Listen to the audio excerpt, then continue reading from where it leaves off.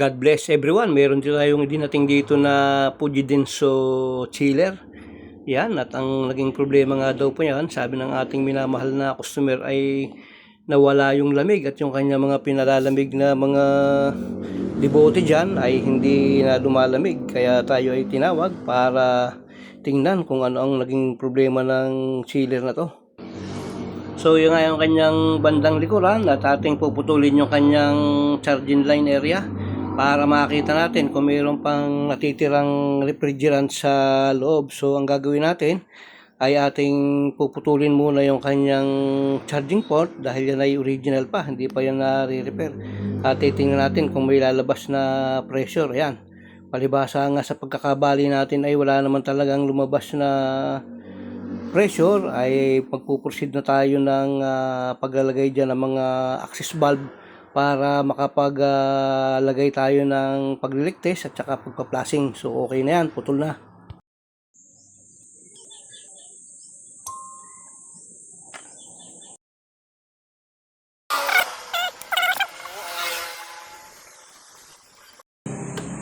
Ayun oh. Ayan, dito nagmula. Ayan oh, dito, ayan oh. Ayan, dito pala nag-dry ito. Ayan, dry leak yan. Masyadong maliit ang butas siguro nito. O dito, ayan o, hanggang dito, umabot dito sa lugar na yan o. So yan, yan ang dyan nag-leak yan. So putulin natin sa lugar na to.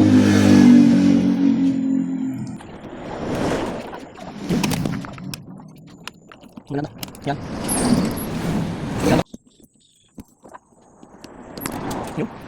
Yan. So yan nga, naglagay na tayo ng mga gauge at nakapagligtis na rin tayo doon sa mga hininang natin. At dalawang gauge ang ating ginamit. Itong isang ito ay para doon sa kanyang chiller section kung hindi magbabago, at ito naman sa kanyang condensing unit. Yan, yan yung mga pressure na inilagay natin. Titingnan natin within 3 hours. Yan, sa condenser niya, yan. Meron tayong nakukuhang 130 PSI sa condensing unit. At dito naman sa suction line ay may nakukuha tayong 120.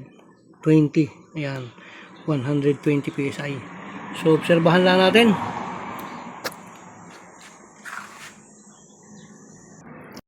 Sa nga hindi nagbago yung pressure at na-confirm natin na yun lang talaga, i-release na natin.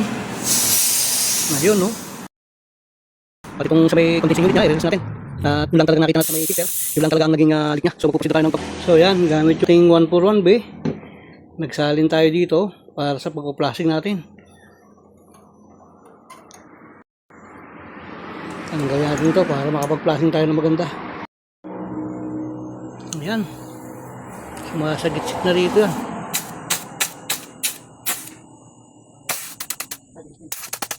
So dagdagan natin, kulang pa. Yun, sumitit na.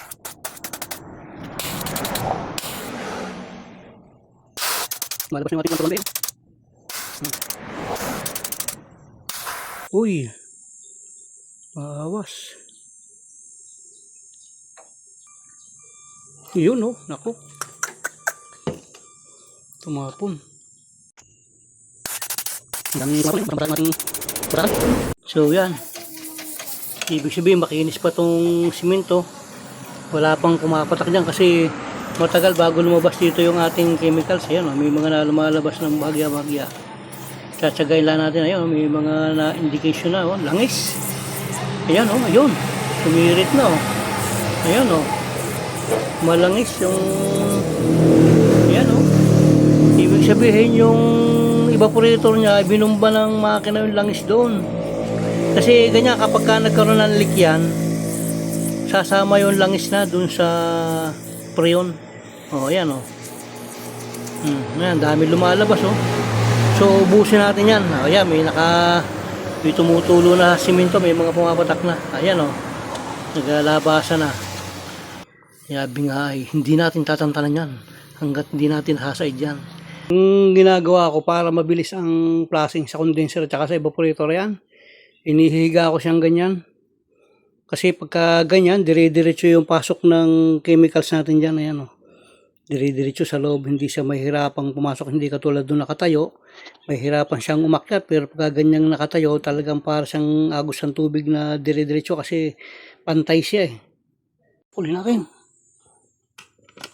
Ngayon, oh.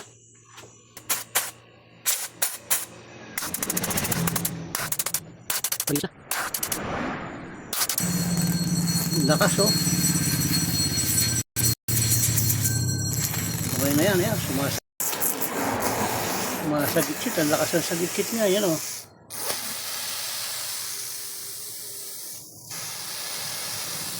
Linis na yan. Okay na yan. So, yan. Tinayo natin yung ating ginagawa. Yan, oh. Taas. At final flushing tayo gamit yung ating nitrogen. Kanina DIY na compressor ang ginamit natin, pero ngayon sa pagtatapos ng ating pagpa-flushing, ayan, nitrogen na yung ating gagamitin.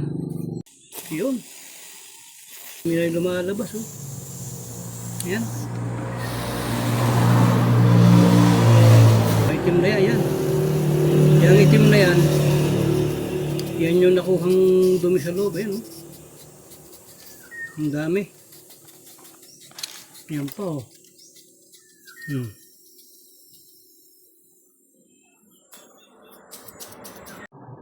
So, dito ulit tayo sa condensing unit.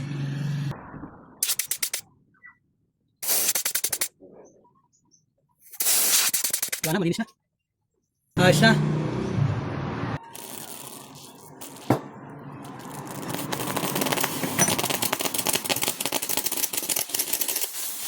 Ngayon na. Final. Last.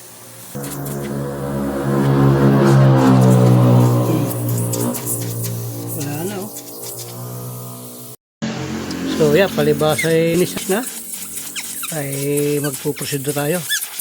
Bubuhay na yan. Malinis na talaga yan, oh.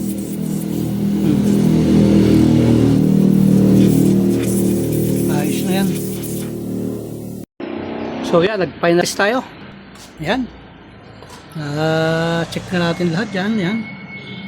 At okay na. Nagbabad ulit tayo ng 120 PSI.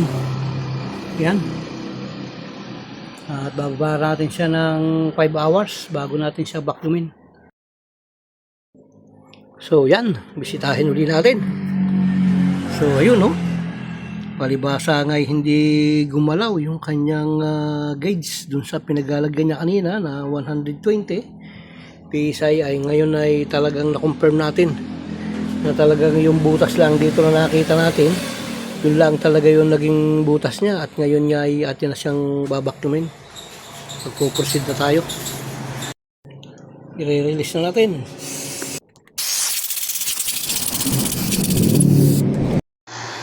So yan, proceed na tayo ng pag-vacuum. Vacuumin lang natin siya ng 25 minutes at okay na yan, kakargahan na natin. So yan, vacuum na yan. Pwede na. Kasarado mo natin ito. Ayun. Sabay na rin ito. Yan. Sabay i-box dito sa side para maparting natin. Okay na. Sabay ikan damit. Ayun. Ayan. Initial muna tayo ng 70. Ayan. Ayun. Karga na tayo. Lalagyan natin siya ng initial na 10 PSI.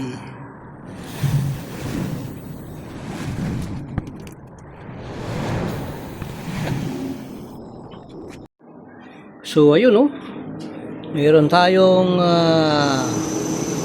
ayan, 11 PSI. Alright. At nakakakuha tayo ng 0.7 amperes. Okay sa alright na yan. Antayin lang natin mag-equalize yan at ayos na yan. So na, past 32.8. Yan. At okay naman yung blower nya. Ayan. So yan, ipinako natin siya sa 10 PSI. Yan. So yan. Balikan kung mayroon pa. So yun. Okay na. Dapat walang leak yan kasi mauubos yung karga natin. So ang napansin ko lang ay punditong ilaw nito. So papalitan natin yan. So yan nga, hinabot na tayo ng gabi sa pag-obserba dito sa ating ginagawa. At titingnan natin kung ano na ang temperature niya. Nag-moisture na siya, ayan oh. Nag-moisture na, ayan. At nakakakuha na tayo ng 7, positive 7.3. Buksan natin para ma-confirm natin. So ayun oh. 7.5, ayan, tumaas agad. Ay, kasi nga binuksan natin eh. Oh, ayun oh. Tumaas agad yung temperature niya. So buksan natin tong ilaw. Oh, ayan oh. Sira yung ilaw. Ang ganda ng moisture niya rito. Ayan oh. Hanggang ilalim. So okay na yan. So yan. Medyo tinisting siya natin ng magdamag. At paggising natin ay tiningnan natin. At yan ang kanyang temperature. Ayan. 0. Sa baba ay 2. Ayan. So meaning na napakalamig yan. Okay sa alright yan. Ang original amperes niya ay 1.2 amperes. Ayan. So okay na. So ayan. Ating ilalabas. Yung nasa may tabing yun. Yun yung sira, yun yung buo. Ito yung sira, yan. Bali, tinisting ko na yan kanina. At ilalabas ko na lang yan.